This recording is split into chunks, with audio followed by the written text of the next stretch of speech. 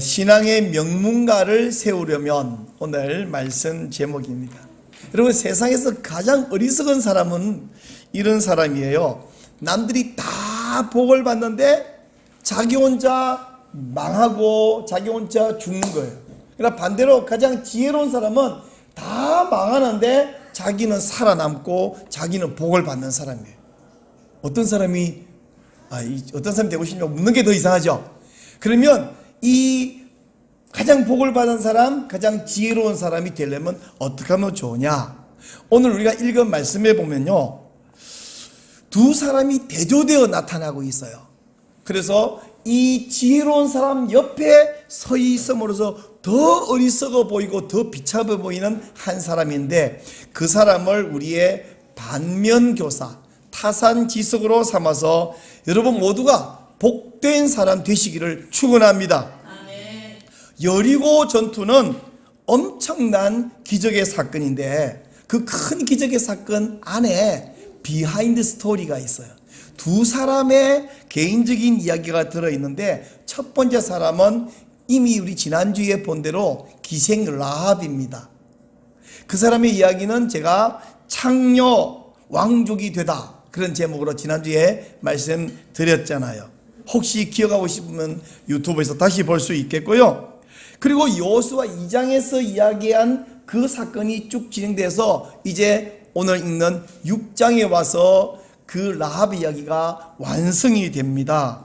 17절 말씀인데 우리 한 번 더 읽어보시죠. 이 성과 그 가운데 있는 모든 것은 여호와께 온전히 바치되 기생 라합과 그 집에 동거하는 자는 모두 살려주라. 이는 우리가 보낸 사자들을 그가 숨겨 주었음이니라. 여호수아가 라합과 그 집 가족은 살려주라고 말하고 나서 22절에 가면 두 정탐꾼에게 그 명령을 한 번 더 하고, 23절에 가면 두 정탐꾼이 들어가서 라합과 아버지와 형제와 친척까지 몽땅 다 구출해낸 사건이 23절에 나와 있습니다. 근데 여러분, 17절에서 이제 여호수아가 라합과 가족들을 살려주라고 말하는 이 대목에서 중요하고도 심각한 표현이 하나 나와요. 뭐라 나오냐면, 이 성과 그 가운데 있는 모든 것은 여호와께 온전히 바치되, 여호와께 온전히 바쳐라 하는 명령인데, 이 온전히 바쳐라 하는 이 말이 이어지는 18절에 가서 또 나옵니다. 18절을 한번 보실까요? 18절 보면 너희는 온전히 바치고, 이 말이 히브리어로 바치라 말이 하람이에요. 그 바친 것은 헤렘입니다. 바친 것 중에서 어떤 것이든지 취하여 너희가 이스라엘 진영으로 바치는 것, 헤렘, 이 되게 하여 고통을 당하게 되지 아니하도록 오직 너희는 그 바친 물건에 손대지 말라. 여기 바쳐라, 바친 것, 이런 말이 4번이나 나와요. 근데 한글 성경에는 4번밖에 안 나오는데, 히브리어로 보면 하람, 헤렘, 이런 하람은 동사고 헤렘은 명사인데 이런 말이 한 번 더 나오는데, 이스라엘로 하여금 고통을 당하게 되지 아니하도록, 그 고통 역시 헤렘이라는 단어입니다. 그래서 총 여기만 해도 5번, 그리고 10절에서 한번 나왔죠. 마지막에 21절에 가서 온전히 바쳤다 라는 말로 끝남으로써 헤렘 혹은 하람이라는 단어가 7번이나 나오고 있습니다. 그럼 이 헤렘이란 말이 뭔데요? 헤렘이란 말은 바쳐진 것을 의미합니다. 하나님께. 근데 하나님께 바쳐진 것을 사람이 취하면 안 되죠. 그래서 금지 혹은 금기라는 뜻도 있고요. 그 금기를 어기고 바친 것을 취하면 어떻게 됩니까? 저주를 받죠. 그래서 저주라는 뜻도 있고, 가나안 땅에 살고 있는 사람들은 죄악이 관영했기에 하나님께 다 죽이고 태워서 하나님께 바쳐버릴 그런 범죄자들이기 때문에 진멸하라 이렇게 명령했습니다. 그런 의미에서 진멸될 것을 의미한다. 그래서 헤렘이라는 이 단어는 바쳐진 거, 금지, 저주, 진멸, 이런 의미를 가지고 있습니다. 근데 지금은 가나안 땅 전체 중에서 이 여리고 사람들, 여리고 성에 있는 좋은 물건들, 이 모든 것 다 하나님께 바쳐진 것, 헤렘이라는 얘기예요. 이 헤렘을 모두 제단 위에 올려놓은 제물을 태우듯이 다 태워서 올려드리고요. 타지 않는 물건 있죠. 은, 금, 동, 철 기구들은 19절 보니까 여호와의 곳간에 드리라 이렇게 명령을 했습니다. 그리고 그 명령대로 24절을 보면, 우리 아까 안 읽었는데 24절 보면, 무리가 그 성과 그 가운데 있는 모든 것을 불로 사르고 은금과 동철 기구는 여호와의 집 곳간 안에 두었더라. 이게 바로 헤렘이에요. 다 불태워서 번제물 태워서 드리고, 안 타는 물건들은 금, 은, 동철은 다 기구들은 귀중품들이죠. 하나님의 성전에 바쳐드림으로써 헤렘이 되게 만들었다, 이런 이야기예요. 근데 만약 어떤 사람이 하나님께 바쳐진 거, 이제 히브리어로 말할게요. 헤렘이죠. 헤렘을 취하면 어떻게 했냐면 그 사람 하나 때문에 온 이스라엘이 헤렘이 될 것이다. 헤렘이 뭐라고요? 하나님께 바친다. 어떻게 바쳐요? 태워서 바친다 그랬잖아요. 하나님께 태워 바치는 것을 지가 취하면 그 사람 본인뿐 아니라 온 이스라엘이 하나님께 제물, 희생제물 바치듯이 바쳐지게 될 것이다. 여러분, 이거 얼마나 무서운 이야기예요. 그래서 18절에 뭐라 그랬냐면 이렇게 말했잖아요. 이스라엘 진영으로 바치는 것, 헤렘이 되게 하여 헤렘을 당하지 아니하도록 그 헤렘에 손대지 마라, 이렇게 말했습니다. 와, 이 무서운 말씀인데 이렇게 무서운 명령을 가볍게 여기고 무섭게가 아니라 우습게 여기고 이 명령을 어김으로써 하나님의 진노를 일으키고 헤렘이 되게 만든 한 남자가 등장합니다. 6장에서 헤렘이란 말이 7번 나왔다 그랬잖아요. 이게 끝나야 되는데 아까 24절에서 다 불태우고 다 곳간에 들이다 끝났잖아요. 근데 끝난 게 아니었어요. 7장 1절로 가볼게요. 이스라엘 자손들이 온전히 바친 헤렘입니다. 물건으로 말미암아 범죄하였으니 이는 유다 지파 세라의 증손 삽디의 손자 갈미의 아들 아간이 온전히 바친 헤렘입니다. 온전히 바친 물건을 가졌습니다. 여호와께서 이스라엘 자손들에게 진노하시니라. 아간이 물건을 훔쳤어요. 그것을 자기 집 흙 속에, 땅 속에 감추었습니다. 훔친 것을 땅 속에 감춤으로 자기의 죄도 함께 감추어진 것 같아요. 그러나 아간의 범죄는 바로 다음번 전투인 아이성과의 전투에서 패하는 원인이 되고 이스라엘 용사, 아무것도 모르는 이스라엘 용사 36명이 쓰러져 죽는 원인이 됐습니다. 7장 5절을 볼게요. 아이 사람이 그들을 36명쯤 쳐 죽이고 성문 앞에서부터 스바림까지 쫓아가 내려가는 비탈에서 쳤으므로 백성의 마음이 녹아 물같이 되었다라고 이야기합니다. 여러분, 36명이 많아요, 적어요? 남의 나라, 남의 36명은 별로 안 많은데 내 가까이 36명이 아니라 단 한 명도 너무 귀합니다. 이 36명의 용사들은 누군가의 남편이고 누군가의 아버지예요. 아무것도 모르는, 영문도 모르는, 아간이 무슨 짓을 했는지 모르는 36명이 죽을 때에 36명의 부인이 생과부가 되었고 36가정의 자녀들이 아버지 없는 자녀들이 되어버렸습니다. 고대 사회에는 여자에게는 아무런 경제 능력이 없었기 때문에 이 집은 엄마가 있어도 고아예요. 엄청난 고통을 당하는 그런 가족이 되어버렸습니다. 백성들의 마음은 녹아 물같이 되었고 여호수아는 너무 슬퍼서 하루 종일 엎드려 있다가 하나님 슬픕니다. 어찌하여 이런 일이 벌어졌나이까. 그래서 하나님이 7장 11절 보니까 범죄한 자가 있다 알려주셨고 제비를 뽑았더니 아간이 뽑혔습니다. 네가 무슨 죄를 지었느냐 했더니 7장 21절 보니까 아름다운 시날산 외투 한 벌과 은 200세켈과 금 50세켈 금덩이를 내가 훔쳤고 땅속에 우리 집 바닥에 묻었습니다. 이래서 이 범죄 때문에 아간은 아골골짜기, 그래서 많이 들어봤죠? 괴로움의 골짜기에 끌려가서 돌에 맞아 죽고 불에 살라진 이야기가 7장 24절, 25절, 26절에 나오고 있습니다. 근데 이 7장 24절에 보니까 한번 볼까요?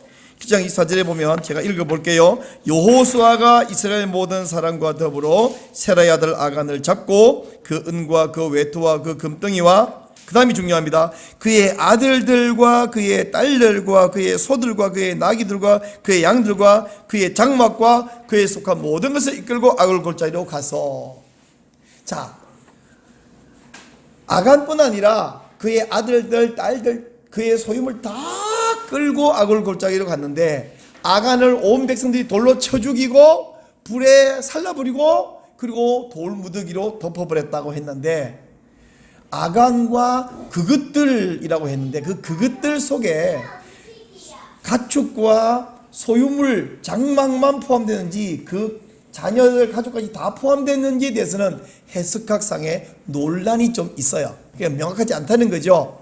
만약에 가족들도 함께 돌에 맞아 죽었다고 한다면 아간의 죄 때문이 아니라 온 가족이 아간의 죄에 함께 동조하고 동참했기 때문일 것이고, 만약에 가족들은 죽지는 않고 아간이 죽고 소유물들이 다 죽여지고 불태워지는 것을 눈으로 지켜봐야 했다면 직접 죽는 것 못지않은 형벌이 되죠. 자, 이렇게 해서 아간의 집은 완전히 멸망해 버렸습니다. 그 장막까지, 우리로 하면 집을 다 불태워서 돌멩이로 묻어버렸다는 이야기예요.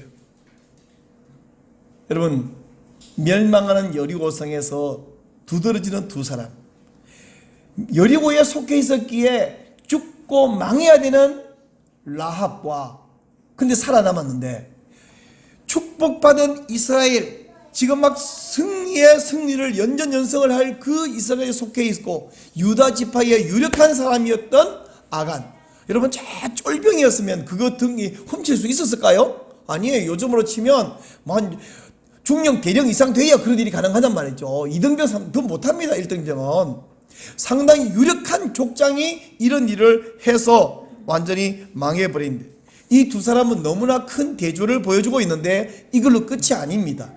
이것은 더 큰 대조를 만들어 가요. 무슨 대조를 만들었냐면 7장 1절에 가서 아간을 뭐라 소개하는가 한번 봐보세요. 아간은 어떤 사람이냐면 세라의 증손, 삽디의 손자, 갈미의 아들 아간이라. 그러니까 아간의 아버지, 할아버지, 증조부가 세라라는 거예요. 그럼 세라가 누군데요? 세라가 누구냐 그러면, 세라는 창세기 38장에 가면 유다와 다말의 이야기가 나오는데, 유다와 다말 사이에 어떤 그 복잡한 얽힌 사건이 있었는데, 결과적으로는 다말이 유다의 아들을, 쌍둥이를 낳아요. 베레스와 세라입니다. 그 이야기는 마태복음 1장에 있는 예수님 족보에도 이름이 등장해요. 마태복음 1장 3절, 유다는 다말에게서 베레스와 세라를 낳고, 베레스는 헤스론을 낳고, 헤스론은 람을 낳고, 이렇게 나갑니다. 또 유다의 아들 베레스의 이름은 어디 또 나오냐면 룻기 4장 12절에 나옵니다.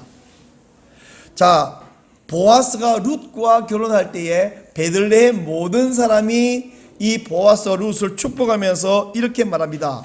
여호와께서 이 젊은 여자로 말미암아 네게 상속자를 주사 네 집이 다말이 유다에게 낳아준 베레스의 집과 같게 하시기를 원하노라. 이렇게 축복을 해요.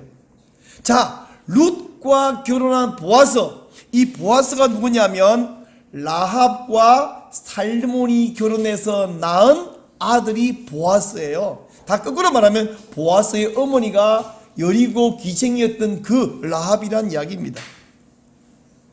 그리고 베들레헴 사람들이 축복한 대로 보아스와 룻 사이에는 오벳이 태어났고, 오벳이 나중에 어른이 되어서 이새를 낳았고, 이새의 아들 8명 중에 막내가 다윗 왕이었다는 것입니다. 근데 이 이야기가 마태복음 예수님 족보에 잘 나와 있죠. 자, 여러분, 믿음의 여인 라합은 다윗 왕의 고조모가 되었을 뿐 아니라 예수님의 조상이 되었다 하는 이야기입니다. 라합은 믿음의 결단으로 말미암아 살몬과 결혼해서 살몬의 조상이었던 베레스의 집안을 든든히 세우는 그런 여인이 되었습니다. 여리고에 살던 이방인, 그것도 이방인 중에서도 제법 유력한 집안이 아니라 기생 출신인 이 라합은 믿음의 결단으로 말미암아 자기와 자기 가문이 자기 친정이죠. 친정이 다 구원받을 뿐 아니라 살몬과 결혼해서 살몬의 조상이었던 베레스의 가문을 믿음의 명문가로 세웠다는 이야기입니다. 이와는 반대로 같은 유다의 아들 베레스와 세라인데 유다 지파 세라의 후손, 세라의 증손 아가는 하나님의 말씀, 하나님의 명을 등한히 여겨서 헤렘을 취함으로써 자기 자신과 자기의 가문과 온 이스라엘이 헤렘이 되게 만들고 말았습니다. 마태복음 1장에서 보니까 예수님 족보에 이렇게 나오잖아요. 유다는 다말에게서 베레스와 세라를 낳고 베레스는 헤스론을 낳고 헤스론은 람을 낳고 람은 아미나답을 낳고 아미나답은 나손을 낳고 나손은 살몬을 낳고 살몬은 라합에게서 보아스를 낳고 보아스는 루스에게서 오베스를 낳고 오베스는 이세를 낳고 이세는 다윗 왕을 낳았다라고 말하고 있는데 베레스 있지만 이렇게 명문가가 됐는데 유다는 다말에게서 베레스와 세라를 낳고 베레스는 헤스론을 낳고 쭉쭉 나가는데 세라는 어떻게 했다는 말이 없어요. 어떻게 됐습니까? 세라는 그의 증손 아간 때문에 명문가가 아니라 멸문이 되었어요. 멸문. 여러분, 명문가와 멸문가는 받침 한 개 차이인데 뜻은 극과 극으로 완전히 다릅니다. 사랑하는 여러분, 3500년 전의 이야기고 남의 이야기지만 들으니까 너무 속상하지 않습니까? 그 아간이라는 그놈의 인간, 진짜 한심하고 답답한 인간 아닙니까? 그러면 3500년 전에서 2019년으로 한번 돌아와 봅시다. 사랑하는 성도 여러분, 여러분의 가문은 어떠세요? 명문가이신가요? 신앙적으로나 세상적으로 좀 내놓을 것, 자랑할 것이 좀 있으신가요? 그렇다면 그건 축하받으실 일입니다. 명문가를 잘 유지하면 그것은 칭찬받을 일입니다. 그러나 혹시 여러분의 가정 별로 내놓을 것도 없고 자랑할 것도 없는 가문이신가요? 그래도 괜찮습니다. 저도 우리 가문도 뭐 신앙적으로든지 세상적으로든지 막 내놓을 만한 거 없습니다. 우리 아버지 할아버지 중에서 교회에서 장로님 하시고 목사님 하시고 그런 자랑할 분도 없어요. 제 친구 중에 보니까 아버님도 장로님이시고 할아버지도 장로님이시고 그 예배당도 그 할아버지 장로님이 다 통째로 기증해서 세웠고 그 예배당 둘러싼 일대의 땅이 다 할아버지 땅이다, 뭐 이런 친구도 있었는데 저는 그런 뭐 자랑할 거 없습니다. 그러나 여러분도 혹시 저처럼 우리는 신앙적으로나 세상적으로 별 명문가 다니고 내세울 거 없으십니다. 없습니다. 괜찮습니다. 왜 괜찮냐? 라합을 보면 그런 것 때문에 기죽을 필요가 없어요. 라합은 이방인이잖아요. 여리고 사람이잖아요. 창녀잖아요, 출신이. 근데 여호와를 믿었고 믿음으로 결단했고 그랬더니 다윗 왕의 조상이 되었고 메시아의 조상이 되었어요. 라합 자신이 자기 가정이 뭐 대단하게 떵떵한 그런 이야기는 없습니다. 고조모니까 고손에 가서 다윗 왕이 나왔다 하는 이야기죠. 그러면 우리가 우리의 가정을 믿음의 명문가로 세우는 방법은 무엇일까? 해답은 이겁니다. 아간처럼 하지 말고 라합처럼 하면 됩니다. 자, 여러분, 제가 아간 이렇게 말하면 손 두 개를 해서 이렇게 X 만들면서 NO! 이렇게 외치세요. NO! 그리고 라합 그러면 이렇게 하트를 만들면서 YES! 이렇게 돼요. 자, 한번 연습해 봅시다. 아간 NO! 한 번 더. 아간 NO! 라합 YES! 예, 우리 거꾸로 해볼게요. 라합 YES! 아간 NO! 예, NO예요. 우리 아간처럼은 안 하고 라합처럼 하겠다. 그러면 아간처럼 하는 게 뭔데요? 성경 말씀해 보니까 내 것이 아닌 것, 하나님께 속한 것을 취함으로 망한 사람들이 많이 나옵니다. 그중에 대표적인 사람이 에덴 동산에서 선악과를 취한 아담과 하와이죠. 오늘 본문에 나오는 아간이 있죠. 그러면요, 열왕기하 5장에 가니까 엘리사의 시종 게하시가 아람 장군 나아만이 가져온 선물, 그 엘리사가 다 거절했잖아요. 근데 그것을 거짓말하고 선물을 받아 챙겨서 자기 숨겼던 때문에 저주를 받아서 나아만이 원래 걸렸던 나병을 고스란히 걸린 게하시라는 사람이 있습니다. 사랑하는 여러분, 우리도 살아가면서 신앙생활하면서 하나님께 속한 건데 탐나는 것이 있죠. 내가 가지고 싶은 것이 있습니다. 에덴 동산에서부터 오늘날까지 사탄이 우리를 공격하는 공격 무기는 삼지창이에요. 뭐라고요? 삼지창. 삼지창이 뭐냐면 세 개가 있어갖고 이거 찔르면 어디 하나는 걸린다 이거죠. 사탄의 삼지창은 이것입니다. 에덴 동산에서 하와에게 사탄이 뱀을 통해서 유혹할 때에 그 열매를 보니까 하와의 눈에 어떻게 보이냐? 먹음직도 하고 보암직도 하고 지혜롭게 할 만큼 탐스럽기도 하더라. 먹음직, 보암직, 탐스럽. 이것을 사도 요한은 이렇게 표현했습니다. 요한일서 2장 16절 보니까 세상에 있는 모든 것이 육신의 정욕과 안목의 정욕과 이생의 자랑이다 이렇게 했어요. 육신의 정욕, 안목의 정욕, 이생의 자랑, 이것이 바로 사탄이 우리를 공격하는 삼지창이에요. 삼지창. 하와를 유혹했던 그 유혹, 또 여리고에서 아간을 유혹했던 그 유혹, 지금 여러분을 유혹하는 유혹도 마찬가지 삼지창입니다. 심지어 광야에서 40일 금식하신 예수님께 찾아온 사탄이 뭐라 그랬어요? 돌로 떡을 만들어 먹으라, 내게 엎드려 절해라, 높은 성전 꼭대기에서 뛰어내려라. 이 세 가지 유혹도 마찬가지 삼지창입니다. 하와가 아담이 이 삼지창에 걸려들었고, 아간도 이 삼지창에 걸려들었고, 게하시도 이 삼지창에 걸려들었습니다. 그리고 제비를 본 사탄은 이거 세 가지면 다 통하네. 그리고는 지금도 사람들에게 이걸로 유혹하고 있습니다. 누구를요? 신자들을, 신실한 성도들을.